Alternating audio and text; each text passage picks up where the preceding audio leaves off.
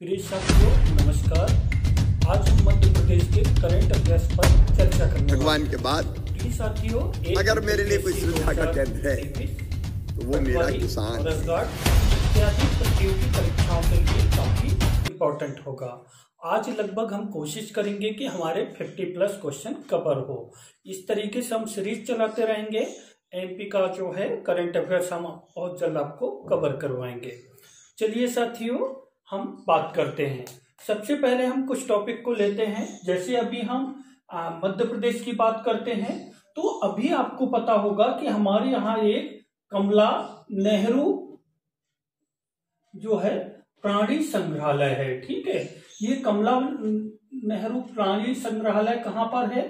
तो साथियों ये कहाँ पर है? हमारे इंदौर में है। और क्यों चर्चा में है?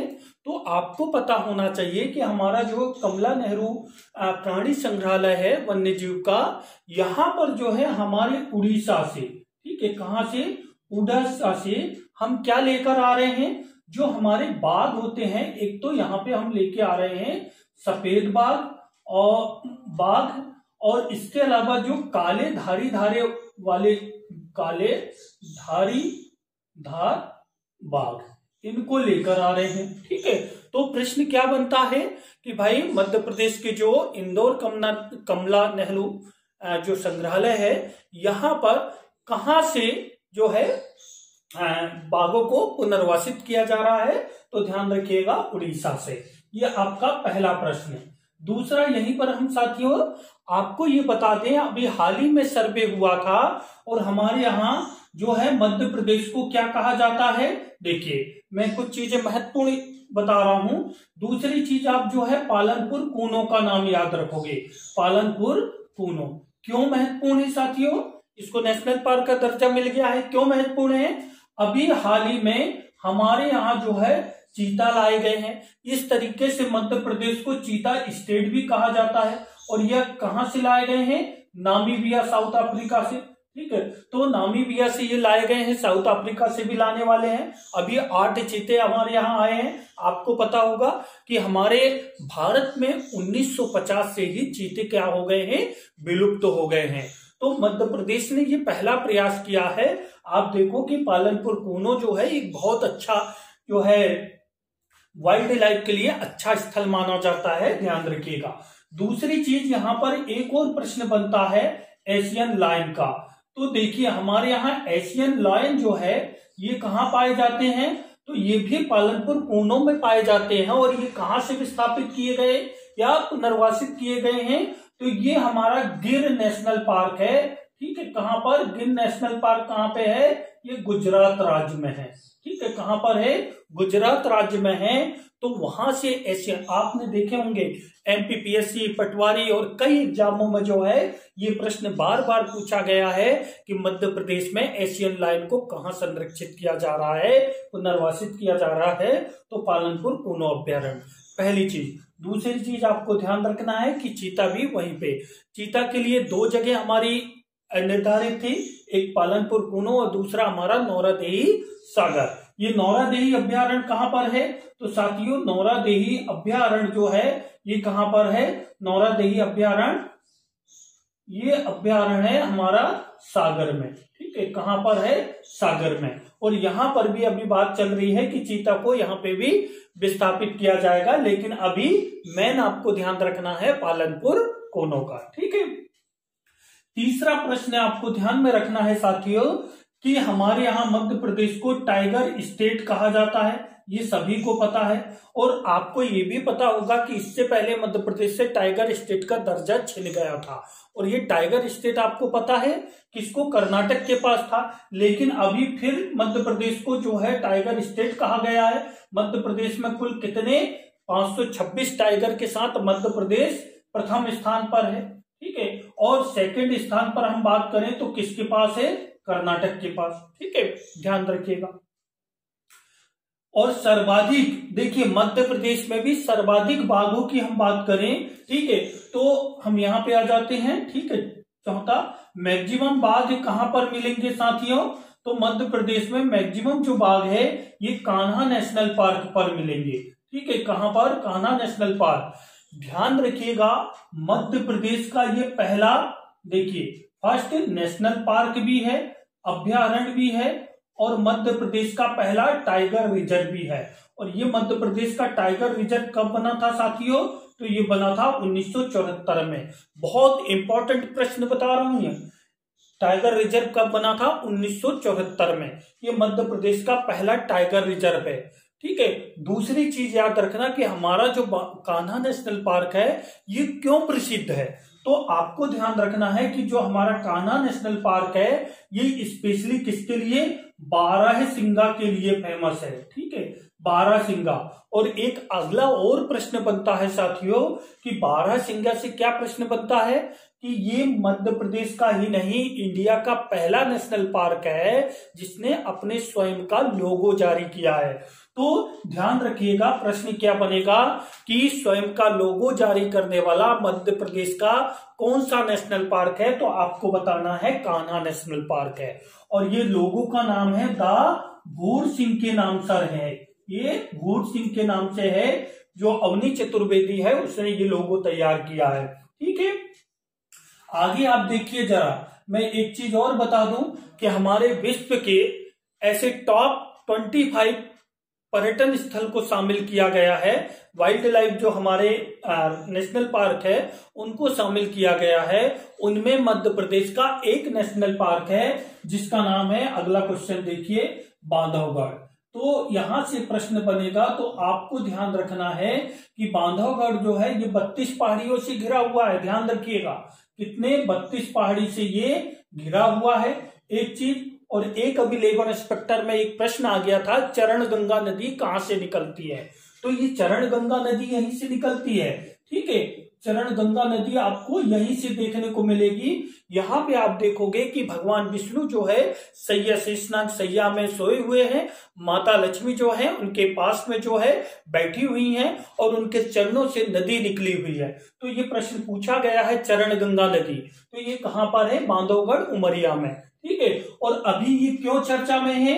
तो साथियों इसलिए चर्चा में है कि इसको विश्व के ऐसे 25 पर्यटन मतलब जो नेशनल पार्क है उसमें शामिल इसको किया गया है। ठीक है। और हमारे मध्य प्रदेश में सर्वाधिक, अगर पूरे भारत में देखें तो सर्वाधिक यहाँ पर क्या मिलेगा? बाघों का घनत्व मिलेगा।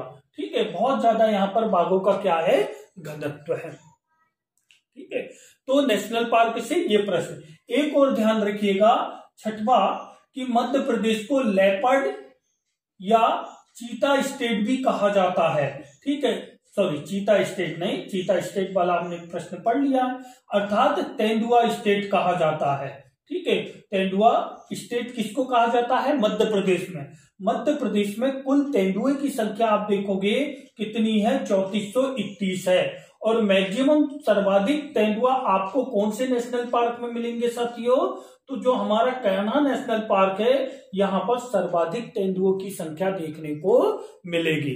तो देखिए जरा, मध्य प्रदेश को तेंदुआ स्टेट, मध्य प्रदेश को टाइगर स्टेट, मध्य प्रदेश को चीता स्टेट, और मध्य प्रदेश को और क्या, गिद्ध स्टेट भी कहा जा रहा है। सर्वाधिक गिद्ध हमारे यहाँ पाए जाते हैं। एक प्रश्न आता है, उसको नोट कर लीजिएगा साइंस में आप लोगों को, किसको प्रकृति का सफाई कर्मी कहा जाता है?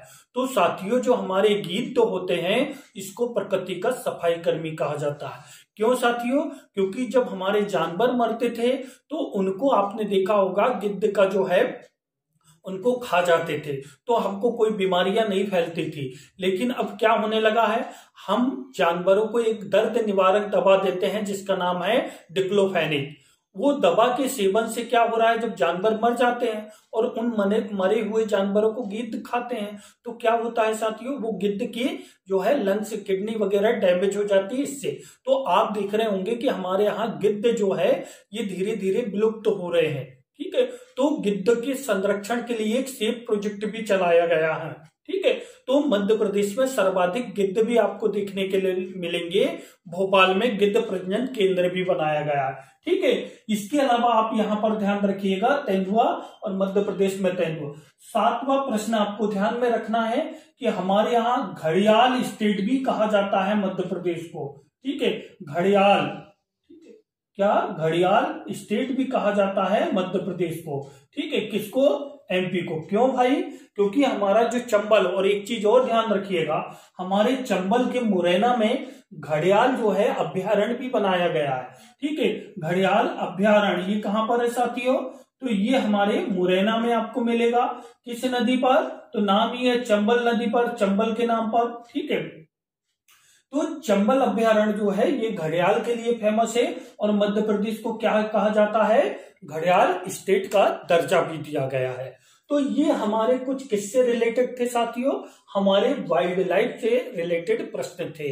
क्या क्या प्रश्न हमने बताया कि भाई कमला नेहरू जो प्राणी संग्रहालय कहां से यहाँ पर धारीदार काले बाघ लाए जा रहे हैं? उड़ीसा से।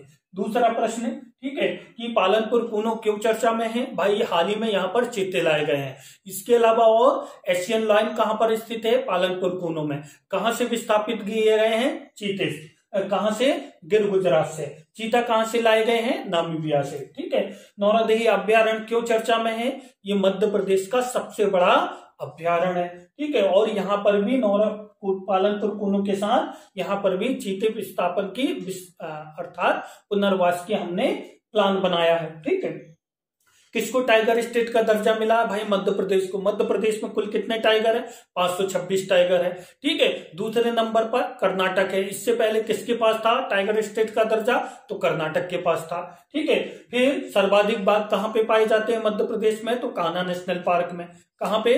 कान्हा नेशनल पार्क में। कान्हा नेशनल पार्क की क्या विशेषता है? तो ये विशिष्ट प्रजाति के बारहसिंगा के लिए फेमस है।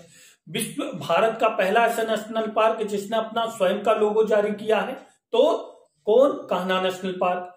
उसका लोगो का नाम क्या है? तो द भूर सिंह, ठीक है। ये याद रखोगे। मध्य प्रदेश का पहला टाइगर रिजर्व कौन सा है? तो आप बताओगे कौन सा है? कान्हा नेशनल पार्क है, ठीक है। यही 1974 में टाइगर रिजर्व बनाया गया। भारत का कौन सा है? तो भारत का कौन सा है साथियों? जिम कॉर्बेट, नाम सुना होगा आपने, जिम कॉर्बेट, ठीक है। जिम कॉर्बेट नेशनल पार्क कहां पर है? उत्तराखंड में है। 1973 में उसको टाइगर रिजर्व बनाया गया था, ठीक है। चलिए आगे। बांधवगढ़ नेशनल पार्क क्यों चर्चा में है? कि भाई इसको विश्व के टॉप 25 जो है नेशनल पार्क में इसको शामिल किया गया है, ठीक है। अगली चीज, हमारे यहाँ सफेद शेर कहाँ पाए जाते हैं? तो रीवा में। सफेद शेरों की नर्सरी किसको कहा जाता है? तो रीवा, ठीक है, ध्यान रखिएगा, रीवा। और कहाँ पाए जाते हैं? बांधवगढ़ उमरिया में, ठीक है।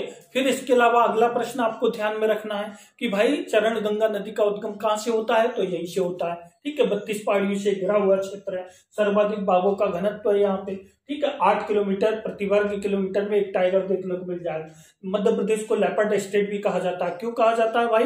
क्योंकि यहाँ पर जो है सर्वाधिक तेंदुए हैं, लगभग 3421 तेंदुए। और सर्वाधिक तेंदुए भी किस नेशनल पार्क में? तो हमारे कौन से नेशनल पार्क में है? Kanha national park. आप लोगों को इसको डिटेल में समझना है तो हमने एक नेशनल पार्क का वाइल्ड लाइफ का टॉपिक बनाया है। ये बहुत इंपॉर्टेंट टॉपिक है। हम नीचे लिंक भी दे देंगे, तो आप उसको जरूर पढ़िएगा, वहां से निश्चित रूप से प्रश्न बनते हैं, ठीक है। तो आपको और बेटर समझ में आएगा। घड़ियाल स्टेट मध्य प्रदेश को, है ना, अभ्यारण्य यहाँ पर मुरैना चंबल अभ्यारण्य, जहां पे घड़ियाल देखने को मिल जाएंगे, ठीक है। इसके अलावा मध्य प्रदेश को एक चीज और ध्यान रखना कि मध्य प्रदेश को वन स्टेट भी कहा जाता है, ठीक है। वन स्टेट क्यों? क्योंकि पूरे भारत में सर्वाधिक वन कहां पे मिलेंगे? सर्वाधिक वन कहां पे मिलेंगे? वन अर्थात जंगल कहां पर? एमपी में। लगभग हमारे 30.71 लगभग आपको 31% भाग पर वन देखने को मिलेंगे, ठीक है। इसलिए ध्यान रखिएगा कि सर्वाधिक, एक प्रश्न और बनता है कि क्षेत्रफल की दृष्टि से सर्वाधिक वनों वाला राज्य कौन सा है? तो हमारा मध्य प्रदेश है, ठीक है। तो ये करंट अफेयर्स के प्रश्न थे, बहुत सारे प्रश्न बन रहे हैं, इसको स्क्रीनशॉट ले लीजिए। अच्छा, एक काम और कीजिए, आप लोगों की सबसे बड़ी गलती ये होती है कि आप वीडियो देखते हो, इसको थोड़ा रोक लीजिए और इस इंपॉर्टेंट पॉइंट को आप अपनी नोटबुक में नोट कीजिए। क्यों साथियों? क्योंकि आप बार बार वीडियो नहीं देख पाओगे, एक चीज। दूसरी चीज क्या है? कोई भी चीज हमको एक बार याद रहती है तुरंत में, लेकिन अगर इसका रिवीजन नहीं होगा तो हम भूल जाएंगे, ठीक है। तो ये आप अपनी गलती को दोहराइए मत, ठीक है, अगर आपको सिलेक्शन लेना है तो, ठीक है, ध्यान रखिएगा। चलिए आगे हम चर्चा करते हैं पुनः। एक सेकंड।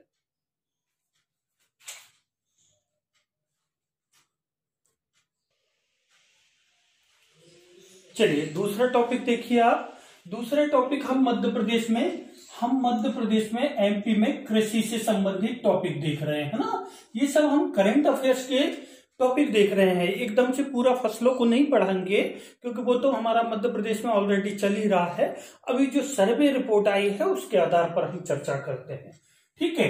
देखिए जरा मध्य प्रदेश से रिलेटेड क्या क्या, कृषि से रिलेटेड आप देखिए मध्य प्रदेश जो है कृषि के मामले में यदि हम बात करें तो मध्य प्रदेश को जो है कृषि कर्मण अवार्ड है ना, कितनी बार मिल गया है, तो आपको याद रखना है कि मध्य प्रदेश को कृषि कर्मण अर्थात कृषि के क्षेत्र में उत्पादन के लिए जो है मध्य प्रदेश को 7 बार लगातार कृषि कर्मण अवार्ड दिया गया है ना। ये हमको कृषि उत्पादन के क्षेत्र में अतुलनीय योगदान के लिए दिया जाता है। ध्यान रखिएगा, हमने गेहूं, तिलहन और अन्य क्षेत्रों में बहुत ज्यादा जो है उत्पादन किया है, एक चीज। दूसरी चीज आपको ध्यान में रखना है, जो डेटा आपको पूछा जाना है, ठीक है, तो आपको ध्यान में रखना है क्या कि फर्स्ट, ठीक है, मध्य प्रदेश किन किन चीजों में उत्पादन में नंबर 1 है। तो देखिए मध्य प्रदेश को क्या कहा जाता है, सोया स्टेट भी कहा जाता है,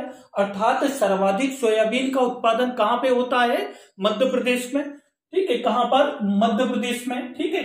आपको पता होगा कि हमारा जो है, देखिए 2 चीजें यहां पे और देख लीजिए। उज्जैन जो है, ये उज्जैन में एशिया का सबसे बड़ा सोया प्लांट लगाया गया है, ठीक है, क्या, सोया प्लांट, ठीक है, एक चीज। दूसरी चीज इंदौर जो है, ये इंदौर में क्या है, हमारा सोया अनुसंधान केंद्र है, ठीक है, अनुसंधान केंद्र है, ठीक है, ध्यान रखिएगा। तो उज्जैन में एशिया का सबसे बड़ा सोयाबीन प्लांट लगाया गया है, इंदौर में सोयाबीन अनुसंधान केंद्र है, और सोया उत्पादन में अर्थात सोयाबीन के उत्पादन में मध्य प्रदेश का प्रथम स्थान है, इसलिए मध्य प्रदेश को सोया स्टेट भी कहा जाता है। दूसरा ध्यान रखिए गेहूं, ठीक है, अभी तक हमारा मध्य प्रदेश गेहूं उत्पादन में दूसरे स्थान पर था, अर्थात जो हमारा उत्तर प्रदेश है, उत्तर प्रदेश के बाद हमारे मध्य प्रदेश का नंबर लगता था। लेकिन अभी हाल ही में डेटा जारी हुए हैं, उसमें जो अभी कल ही डेटा जारी हुए हैं, उसमें ये बताया गया है कि गेहूं उत्पादन में भी मध्य प्रदेश का कौन सा स्थान हो गया है, फर्स्ट स्थान हो गया है। सेकंड पर हमारा क्या है, यूपी है। और अगर हम बात करें कि प्रति हेक्टेयर, ठीक है, प्रति हेक्टेयर उत्पादन में कौन सा है, पंजाब। ध्यान रखिएगा, प्रति हेक्टेयर का मतलब ये होता है कि हमारे यहाँ जो है 1 हेक्टेयर में 20 कुंटल गेहूं होती है या 40 कुंटल गेहूं होती है, तो पंजाब में 60 कुंटल होगी, 70 कुंटल होगी, है ना। तो प्रति हेक्टेयर उत्पादन में पंजाब प्रथम स्थान पर है, ठीक है, ध्यान रखिएगा। आगे हम बात करें कि हमारा जो मालवा है ना, ये मालवा क्षेत्र को क्या कहा जाता है, गेहूं की दलिया कहा जाता है। क्या कहा जाता है, गेहूं की दलिया। यहां पर जो है गेहूं की दलिया जो है इसको कहा जाता है, ठीक है, ध्यान रखिएगा। और एक चीज और ध्यान रखिएगा, मालवा, हमारे यहाँ धान का कटोरा किसको कहा जाता है, तो धान का जो कटोरा है, ध्यान रखिएगा, धान का कटोरा किसको कहा जाता है, छत्तीसगढ़ को कहा जाता है, ठीक है। अब छत्तीसगढ़ हमारे मध्य प्रदेश से अलग हो गया है, जल्दी से कमेंट करके बताइए कब हुआ है। तो मध्य प्रदेश से 1 नवंबर सन 2000 को मध्य प्रदेश से अलग हो गया है छत्तीसगढ़। पहले छत्तीसगढ़ हमारे मध्य प्रदेश में ही था। तो धान का कटोरा कहा जाता है। एक दूसरी चीज यहां पर याद रखिएगा कि हमारे यहाँ जो है, जो बालाघाट का चिल्लोर चावल है, ठीक है, बालाघाट का चिन्नौर है ना, चिन्नौर चावल, ठीक है, इसको जो है क्या जीआई टैग प्राप्त है, ठीक है। तो देखिए जरा, हमारे बालाघाट क्षेत्र में सर्वाधिक, प्रश्न और पूछा जाता है कि मध्य प्रदेश में सर्वाधिक चावल का उत्पादन कहां पर होता है, तो आप बताओगे कि एमपी में सर्वाधिक कहां पर होता है? बालाघाट में चावल का उत्पादन होता है, ठीक है। और मालवा को गेहूं की डलिया कहा जाता है। गेहूं उत्पादन में मध्य प्रदेश का कौन सा स्थान आ गया है? प्रथम स्थान आ गया, ठीक है। ये सब करंट अफेयर्स के विषय हैं। आगे हम बात करते हैं साथियों, मध्य प्रदेश का सोया गेहूं दलहन, ठीक है, दलहन एवं तिलहन, ठीक है। तिलहन उत्पादन में भी हमारा कौन सा स्थान है? प्रथम स्थान है। अर्थात हम बात करें तिलहन उत्पादन की, जो जिनसे हमको तेल वगैरह जो खाद्य ऑयल प्राप्त होता है, उसके उत्पादन में भी हमारे मध्य प्रदेश का प्रथम स्थान है। दलहन उत्पादन में हम बात करें, चाहे हमारे यहाँ अरहर की बात करें, तुअर की, या फिर हम चना दाल की बात करें, या फिर हम मसूर दाल की बात करें, लखोड़ी दाल की बात करें, इन सबको ऑल ओवर हम बात करें तो कुल दाल उत्पादन में मध्य प्रदेश का कौन सा स्थान है? प्रथम स्थान है, ठीक है। ये आपको ध्यान में रखना है, ये सब प्रथम स्थान में है। लेकिन मैं यहां पर सेकंड की भी बात कर देता हूं, क्योंकि गेहूं का हमारा पहले सेकंड नंबर आता था। अभी मक्का उत्पादन में हमारे मध्य प्रदेश का द्वितीय स्थान है, ठीक है। कौन सा स्थान है? तो आप देखोगे कि हमारे मध्य प्रदेश का द्वितीय स्थान है, ठीक है। मसूर, तिल, ठीक है, मक्का, मसूर और तिल, ठीक है, इसके उत्पादन में हमारा कौन सा स्थान है? सेकंड। मक्का उत्पादन के बारे में आपको एक चीज बता देता हूं कि मध्य प्रदेश में जब पूर्व मुख्यमंत्री कमलनाथ जी थे, तो उन्होंने छिंदवाड़ा में एक फेस्टिवल करवाया था, जिसका नाम था, कौन सा फेस्टिवल? कॉर्न फेस्टिवल, ठीक है। ये कहां पर हुआ था साथियों? तो ये हुआ था हमारे छिंदवाड़ा में, ठीक है। और आपको पता होगा छिंदवाड़ा मक्का उत्पादन में प्रथम स्थान पर है, ठीक है। तो ये प्रश्न पूछा जाता है कि कॉर्न फेस्टिवल का आयोजन कहां हुआ था? तो मध्य प्रदेश में कहां पर? छिंदवाड़ा में हुआ था, ध्यान रखिएगा, ठीक है। फसलों से रिलेटेड आगे और ध्यान रखिए, जो हमको प्रश्न आते हैं, सर्वाधिक जैविक कृषि, ठीक है, सर्वाधिक जैविक कृषि वाला राज्य कौन सा है? तो हमारा एमपी है। अर्थात सबसे ज्यादा क्षेत्रों में हमारे यहाँ जैविक कृषि होती है। जैविक कृषि से क्या आशय है साथियों? कि जो हमारी कृषि होती है उसमें हम फर्टिलाइजर के स्थान पर हम क्या काम करते हैं? जो हमारी जैविक खाद होती है, जैसे वर्मी कंपोस्ट होती है, गोबर खाद होती है, सड़े से गले पत्तियों से जो बनाई जाती है, ठीक है, ऐसी खादों का हम क्या करते हैं? सर्वाधिक इस्तेमाल करते हैं। क्यों? क्योंकि उर्वरकों का ज्यादा उपयोग करने से हमको दो चीजों में नुकसान होता है। एक तो हमारी जो मृदा होती है उसकी उर्वरक शक्ति भी कम हो जाती है, और दूसरी चीज क्या होती है कि हमको जो है, जो भी उर्वरक होते हैं वो विदेशों से आयात करना पड़ता है। आज मैं आपसे बता दूं, जैसे आपने नाम सुना होगा DAP का, इसका फुल फॉर्म पूछा जाता है, ध्यान रखिएगा, पटवारी वगैरह में भी। डाई अमोनिया फास्फेट, हमारे किसान इसका यूज करते हैं। और आपको पता होगा कि डाई अमोनिया फास्फेट ये 3900 रुपया की है, और सरकार हमको बहुत कम कीमत पर दे रही है, 2700 रुपये की सब्सिडी देकर केवल हमको कितने में? 1300 रुपये प्रति बोरी हमको प्रदान कर रही है, ठीक है। तो अगर हम कम उपयोग करेंगे, जैविक खाद का ज्यादा उपयोग करेंगे, तो इसकी जो है, इसको हम कम मात्रा में आयात करेंगे, ठीक है। इस तरीके से आप देखोगे आगे, और आप देखोगे। लेकिन जब आपसे प्रश्न पूछा जाए कि भारत का पूर्ण जैविक कृषि राज्य है ना, पूर्ण जैविक कृषि राज्य, तो आपको बताना है साथियों कि भारत का पूर्ण जैविक कृषि राज्य कौन सा है? सिक्किम है। ये बार बार प्रश्न पूछा गया है, हम कंफ्यूजन हो जाते हैं कि भारत का मध्य प्रदेश में सर्वाधिक क्षेत्रफल की दृष्टि से सर्वाधिक जैविक कृषि कहाँ होती है? मध्य प्रदेश में।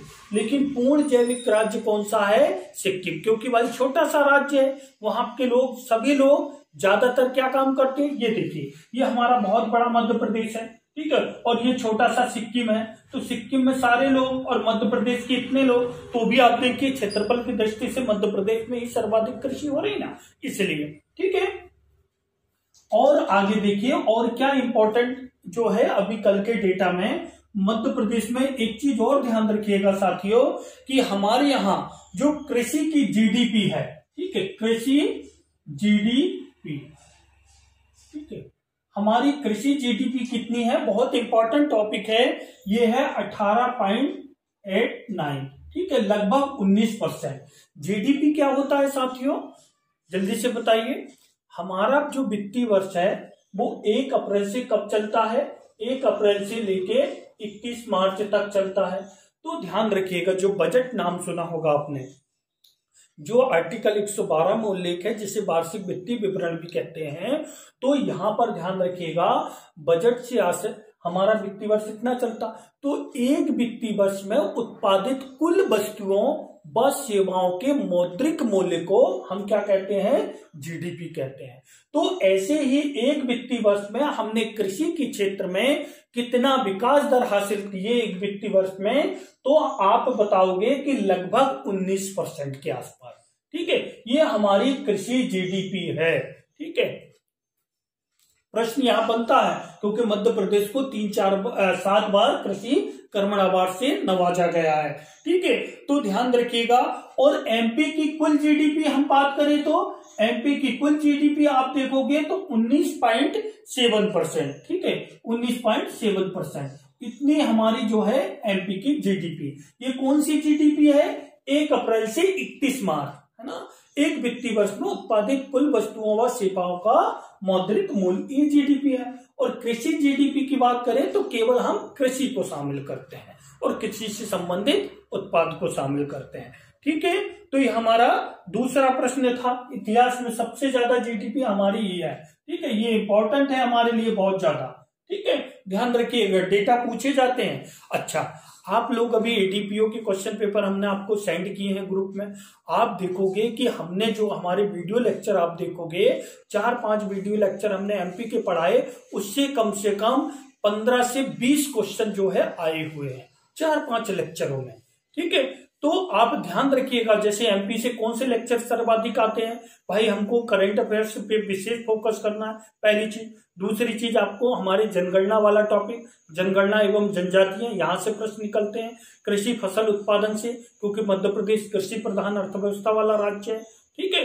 तो इस तरीके के प्रश्न, हमारी जलवायु, मिट्टी, ठीक है, हमारे खनिज संसाधन, ठीक है, हमारे पर्यटन स्थल, यहां से सर्वाधिक प्रश्न आपको देखने को मिलेंगे। इसके अलावा कला संस्कृति से भी कुछ प्रश्न देखने को मिलते हैं, ठीक है। तो हम क्विक रिवीजन करेंगे, आप बिल्कुल घबराइए नहीं, हम सॉल्व करवाएंगे। चलिए आगे देखते हैं, ये आपको स्क्रीनशॉट लेना हो ले लीजिए।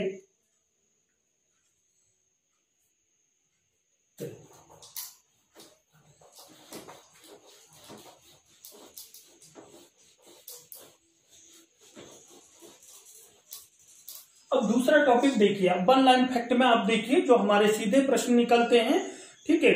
अभी आपको पता होगा कि हमारे यहाँ जो है सबसे बड़ा फ्लोटिंग सोलर जो है पावर प्रोजेक्ट संचालित है। देखिए, तो आप देखिए सबसे बड़ा, ठीक है, फ्लोटिंग सोलर प्लांट कहां पे है भाई, तो ये प्लांट हमारे कहां पे लगाया जा रहा है, तो हमारे ओंकारेश्वर खंडवा में लगाया जा रहा है, ठीक है। ध्यान रखिएगा कहां पर लगाया जा रहा है, ओंकारेश्वर खंडवा में। किस नदी पर, तो ये नर्मदा नदी पर जो है एक बांध बना हुआ है, ओंकारेश्वर बांध के नाम से ये लगाया जा रहा है। यहां से कितनी बिजली तैयार होगी, लगभग 600 मेगावाट बिजली तैयार होगी। तो प्रश्न क्या बनेगा साथियों कि हमारे यहाँ जो है विश्व का सबसे बड़ा तैरता हुआ सोलर प्लांट कहां लगाया जा रहा है।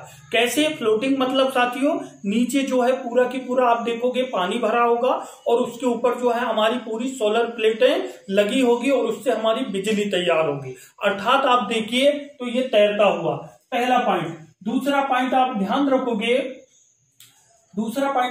रखोगे कि हमारे यहाँ आपने नाम सुना होगा रीवा अल्ट्रा पावर प्रोजेक्ट का।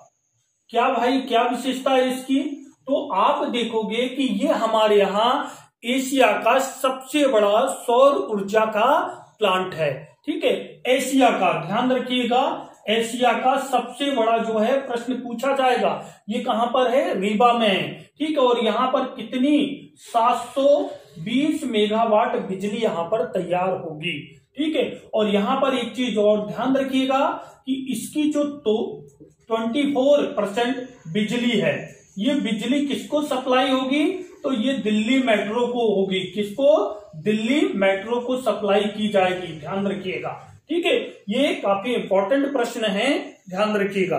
और अभी एक चीज और ध्यान रखिएगा कि हमारे सौर ऊर्जा, जो सौर ऊर्जा उत्पादन है, इसमें हमारा कौन सा स्थान है, तीसरा स्थान है। ठीक है, प्रथम किसका है, फर्स्ट है गुजरात का, सेकंड राजस्थान का। मध्य प्रदेश का सौर ऊर्जा में उत्पादन में कौन सा स्थान है, तृतीय स्थान है। लगभग हमारे यहाँ 6080 मेगावाट बिजली जो है सौर ऊर्जा से प्रदान की जाती है। ठीक है, उत्पादन किया जा रहा है। ठीक है, तो ये हमारा पहला महत्वपूर्ण प्रश्न था। ठीक है, अब देखिए दूसरी चीज और ध्यान रखिए कि हमारे यहाँ जो है भारतीय प्रवासी दिवस, ठीक है, भारतीय प्रवासी दिवस ये अभी मनाया जाएगा। भारतीय प्रवासी दिवस ये कब मनाया जाता है साथियों, 9 जनवरी को। क्यों चर्चा में, अभी देखोगे ये कहां पे मनाया जा रहा है, तो देखिए 8 जनवरी से लेके 12 जनवरी के बीच में ये कहां पर मनाया जाएगा, ये मनाया जाएगा हमारे इंदौर में। कहां पर, इंदौर में। चलिए खत्म हो गई थी। तो हमारे यहाँ कहां पर मनाया जा रहा है, इंदौर में जो है भारतीय प्रवासी दिवस मनाया जा रहा है। प्रश्न पूछा जाता साथियों, और अब चूंकि इंदौर में मनाया जा रहा है तो काफी इंपॉर्टेंट होगा। यहां पर हमारे जो प्रधानमंत्री जी है वो डिजिटल रूप से जो है इसका उद्घाटन करेंगे। ठीक है, डिजिटल रूप से इसका उद्घाटन करेंगे। और ध्यान रखिएगा दूसरा प्रश्न आपको ये पूछा जाएगा, ग्लोबल इन्वेस्टर्स समिट ये कहां पर आयोजित हुई, तो आपको ध्यान रखना है कि ये इंदौर में ही आयोजित हो रही है, यही है। ठीक है, तो प्रवासी दिवस के रूप में कब मनाया जाता है, 9 जनवरी को। क्यों साथियों, क्योंकि आज ही के दिन 9 जनवरी 1915 को हमारे राष्ट्रपिता महात्मा गांधी जो है दक्षिण अफ्रीका से भारत वापस आए थे। और भारत वापस आए थे, अपने राजनीतिक गुरु जो है गोपाल कृष्ण गोखले जी से मिले थे। और यहीं से उन्होंने क्या काम किया था, हमारे देश में स्वतंत्रता का बिगुल बचाया था। ठीक है, साबरमती की आश्रम की भी स्थापना की थी, आपको पता होगा। ठीक है, तो फिर वो अलग हम चर्चा करेंगे। तो उन्हीं के आगमन पर हम 9 जनवरी कब आए थे, वो 1915 को। तो उन्हीं के आगमन पर हम क्या करते हैं, प्रवासी दिवस मनाते हैं। इसमें क्या होगा साथियों, इसमें जो है 8 जनवरी से 12 जनवरी हमारे भारत के राष्ट्रपति महामहिम राष्ट्रपति द्रौपदी मुर्मू जी भी आएंगी, वो भी संबोधित करेंगे। हमारे भारत के प्रधानमंत्री जो है डिजिटल रूप से इसकी शुरुआत करेंगे। यहाँ पर 14 देशों के इन्वेस्टर आ रहे हैं। क्यों आ रहे हैं साथियों, क्योंकि इससे हमारा क्या फायदा होता है। देखिए, जब कोई विदेशी निवेशक हमारे भारत में आता है, हमारे मध्य प्रदेश में आता है और वो यहाँ पर निवेश करेगा तो क्या होगा, हमारे लोगों को रोजगार मिलेगा। ठीक है, पहली चीज हमारी क्या है, हमारी सरकार की इनकम होगी, क्योंकि कोई कंपनी यहाँ पे इन्वेस्टमेंट करेगी तो टैक्स भी देगी, तो टैक्स के रूप में हमारी इनकम होगी। ठीक है, और यदि हम बात करें तो आप देखोगे कि आधारभूत संरचना का भी विकास होता है। कहीं पे देखिए आप, कोई इंडस्ट्री लगी है तो वहां पे स्कूल, शिक्षा, बिजली, पानी इत्यादि की पूरी व्यवस्था होती है, सड़कें बढ़िया रहती है, तो ये सब चीजें रहती है। इसलिए हम ज्यादा इन्वेस्टर को क्या कर रहे हैं, यहाँ पर बुला रहे हैं। इसलिए इसका जो स्लोगन रखा गया है, ठीक है, वो क्या रखा गया है, फ्यूचर रेडी मध्य प्रदेश। आप देखिए, इसका मतलब ये है कि हमारा मध्य प्रदेश फ्यूचर के लिए रेडी है। ठीक है, तो इस तरीके से जो है ये समिट का आयोजन किया जा रहा है। प्रश्न यहाँ पर निश्चित रूप से बनना है किसी न किसी टेस्ट पेपर में कि भाई ग्लोबल इन्वेस्टर्स समिट का आयोजन कहाँ किया गया, इंदौर में किया गया। कब किया गया, 9 जनवरी को भारतीय प्रवासी दिवस के उपलक्ष्य में। कब से कब तक, तो 8 जनवरी से 12 जनवरी के बीच में होगा। ठीक है, लेकिन 9 जनवरी हमारा प्रवासी दिवस होता है स्पेशली। ठीक है, ये ध्यान रखिएगा। चलिए आगे हम बात करते हैं 5G सर्विस की। आपको पता होगा कि हमारे यहाँ 5G सर्विस की शुरुआत हो गई है। अभी हाल ही में संभवतः मुझे ध्यान है कि 14 दिसंबर 2022 को हमारे मध्य प्रदेश में मुख्यमंत्री शिवराज सिंह चौहान जी ने उज्जैन महाकालेश्वर जो महाकाल लोक सिटी है वहां से 5G सेवा की शुरुआत की है। ठीक है, मध्य प्रदेश में, ध्यान रखिएगा। एमपी में, ठीक है, एमपी में कहां से शुरू हुई 5G सेवा? तो उज्जैन से। ठीक है, उज्जैन महाकालेश्वर से। धीरे धीरे हम हमारे जितने बड़े टूरिस्ट प्लेस हैं, बड़े शहर हैं, वहां पर भी ये सेवा शुरू करेंगे, है ना। ये कब से शुरू हुई? तो शायद 14 दिसंबर 2022 से। अब प्रश्न उठता है साथियों कि ये किसने किया है? तो ये हमारा जियो ने किया है। ठीक है, अब दूसरी चीज याद रखिए कि एमपी में जब अभी शुरू हो रही है तो इंडिया में कब शुरू हो गई? तो इंडिया में ध्यान रखिएगा अक्टूबर मंथ में हो गई। और ये कहां से शुरू हुई है? दिल्ली से। कहां पे? दिल्ली से। ठीक है, दिल्ली से 5G सेवा की शुरुआत हुई है। तो प्रश्न उठता है साथियों कि विश्व का पहला कौन सा देश है जिसने 5G सेवा की शुरुआत की है? तो हमारे विश्व का, देखिए, विश्व का कौन सा देश? दक्षिण कोरिया। दक्षिण कोरिया प्रथम देश है जिसने 5G सेवा की शुरुआत की है। प्रश्न क्या बनता है? मध्य प्रदेश में 5G सेवा की शुरुआत कहां से हुई? इंदौर से हुई। किस कंपनी ने शुरू किया? सॉरी, इंदौर से नहीं, उज्जैन से हुई। किस कंपनी ने? जियो कंपनी ने शुरू किया। ठीक है, दूसरा पॉइंट, कहां से? उज्जैन से। ठीक है, कब? दिसंबर 2022 से। भारत में कहां से शुरुआत हुई? नई दिल्ली से। ठीक है, अक्टूबर में। विश्व का पहला देश जिसने 5G सेवा की शुरुआत की, कौन सा? South Korea. ठीक है, इस तरीके से। अगला और देखिए क्या है, हमारे यहां एक अंतरराष्ट्रीय, ठीक है, प्रश्न बनता है अंतरराष्ट्रीय विज्ञान महोत्सव। ठीक है, तो ध्यान रखिएगा हमारे यहां अंतरराष्ट्रीय विज्ञान महोत्सव वर्ष 2023 में आयोजित होना है। और ये कहां पर होना है? तो हमारे मध्य प्रदेश के भोपाल राजधानी में होना है। ठीक है, तो कहां पर होना है? भोपाल राजधानी में होना है। कब होना है? वर्ष 2023 में होना है। क्या विशेष है भाई? जब हम G20 की अध्यक्षता कर रहे होंगे, G20 एक समूह है, विकसित विकासशील देशों का एक समूह है। ठीक है, और तो आप ध्यान रखोगे भारत भी उसका मेंबर है। तो उस समय 2023 में अंतरराष्ट्रीय विज्ञान महोत्सव का आयोजन होगा। कहां पे होगा? भोपाल में होगा 2023 में। क्या है भाई? यहां पर हम तकनीकी नवाचार, स्टार्टअप, ठीक है, हमारी सूचना संचार प्रौद्योगिकियों को कितना अधिक प्रोत्साहित किया जाए, ठीक है, इन सब विषयों पर यहां पर चर्चाएं होती हैं। ठीक है, ध्यान रखिएगा। अगला पॉइंट ध्यान रखिए, गुड गवर्नेंस।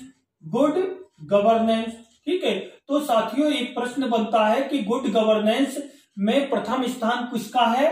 तो एमपी को फर्स्ट स्थान मिला है। ध्यान रखिएगा, गुड गवर्नेंस का मतलब होता है अच्छा शासन, लोगों के लिए शासन। आज देखिए, पहले जब हम जाति सर्टिफिकेट बनवाते थे, कास्ट, ठीक है, मूल निवास बनवाते थे, आय प्रमाण पत्र बनवाते थे, हमको एसडीएम कार्यालय के चक्कर काटना पड़ता था। आज आप देखिए, हम लोक सेवा केंद्र गए, अपने फॉर्म, आवश्यक जो फॉर्मेलिटीज है वो पूरी की, और आप देखिए हमको जो है निश्चित समय सीमा में क्या मिल जाता है, हमारे यहाँ जो है वो सर्टिफिकेट हमको मिल जाता है। तो इसी को बोलते हैं अच्छा अभिशासन। सरकार अब लोगों के साथ मिलकर काम कर रही है, लोगों के लिए काम नहीं कर रही है। पहले हमारी सरकार लोगों के लिए काम करती थी, अब लोगों के साथ मिलकर काम कर रही है। कई प्रकार के सेल्फ हेल्प ग्रुप बने हुए, लोक सेवा केंद्र बने हुए हैं, ताकि आम जनता को ऑनलाइन प्रोसेस हो गई है। आप देखिए, पहले हम फॉर्म भरते थे तो पहले वो एमआर सीट वाला आता था, ठीक है, हम लेते थे, उसको फिल करते थे, फिर भरकर पहुंचाते थे। कितनी प्रोसेस अब ऑनलाइन हो गया, एडमिट कार्ड ऑनलाइन होने लगे। कई बार तो ये होता था कि हमारे एग्जाम हो जाते थे, तब एडमिट कार्ड आता था, हमारा डाकिया ला कर देता। तो कितना बदलाव हो गया है। और मध्य प्रदेश भारत का पहला ऐसा राज्य है जो लोक सेवा गारंटी एक्ट पारित किया है। ठीक है, अर्थात निश्चित तय समय सीमा में आपको कुछ जो सेवाएं हैं उसको सॉल्व कर देना है। ठीक है, तो एक चीज और ध्यान रखना, लोक सेवा गारंटी एक्ट, ठीक है, ये जो है वर्ष 2010 में आया था और एमपी फर्स्ट है। ठीक है, और इसमें क्या किया जाता है? निश्चित सेवाओं को जो है तय समय सीमा, अगर तय समय सीमा में हमारे अधिकारियों ने हमको वो सर्टिफिकेट नहीं दिए तो कारण बताओ नोटिस जारी होती है और नहीं तो उनके ऊपर आर्थिक जुर्माना लगता है, ताकि जो व्यक्ति परेशान हुआ है उसकी जो है भरपाई की जा सके। तो ये हमारे कुछ करंट अफेयर्स के प्रश्न थे, धीरे धीरे हम जो है और आगे चलेंगे। ठीक है, ओके, थैंक यू, जय हिंद।